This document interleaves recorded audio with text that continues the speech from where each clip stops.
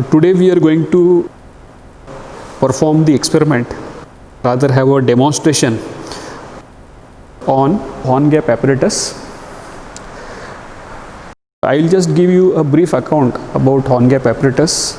Mainly, horn gaps are used for the protection of transmission line insulators from the transient over voltages. What happens is that since transmission lines are exposed to the atmosphere, they are highly susceptible to lightning over voltages due to lightning strikes, and similarly switching over voltages due to failure or faults in the system.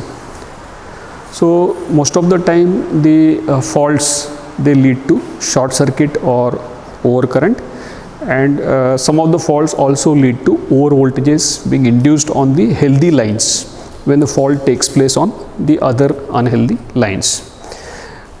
That's why, so whenever the lightning strikes on the power system, the over voltages induce traveling waves, and these traveling waves travel in either direction, and they try to reach the substation equipment and may produce damage. So in order to ground these over voltages, the transmission line, horn gaps are used as surge absorbers in the power system, and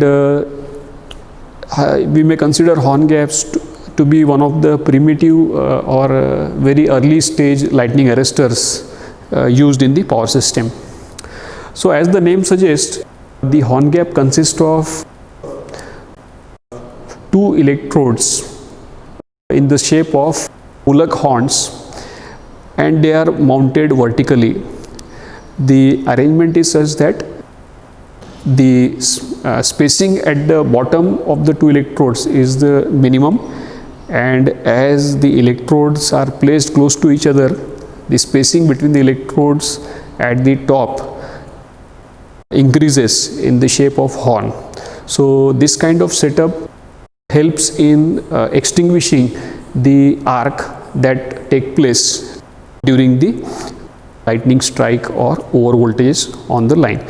So whenever the over voltage strikes the power line, these will travel and reach the transmission line pole insulators, and if the horn gaps are installed across the insulators as a safety measure, they will be able to ground these over voltages by providing a ionization across their terminals. So let us have a closer look at this.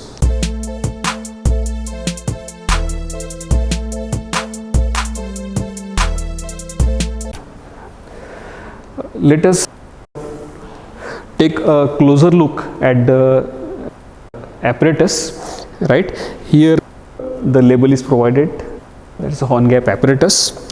Right, this experiment is mainly a demonstration of how the horn gap assembly works. So observe carefully that it has got a single switch. This unit, it is receiving a single phase supply. Okay, it is receiving a single phase supply from the normal power point available in the laboratory, 230 volts, and there is a step up transformer inside this which raises the voltage from 230 volt to 20 kV, single phase, 50 hertz, and on the top, please observe that this is a fiber glass assembly.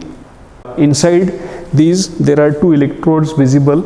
You can observe here, these two electrodes, they are in the shape of horns.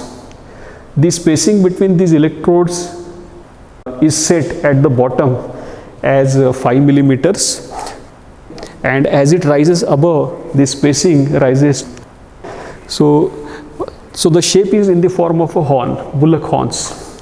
Whenever there is a lightning strike, so lightning strike simulation can be enabled by pressing this particular switch. So I will press this switch, and all of us will have to observe what happens across the horn gap. It will be visible to you, and also pay attention there will be some arc struck across the electrodes, right? I will redo it again. This is a press button switch. Supply has been switched on. Now focus your attention on across the horn gap.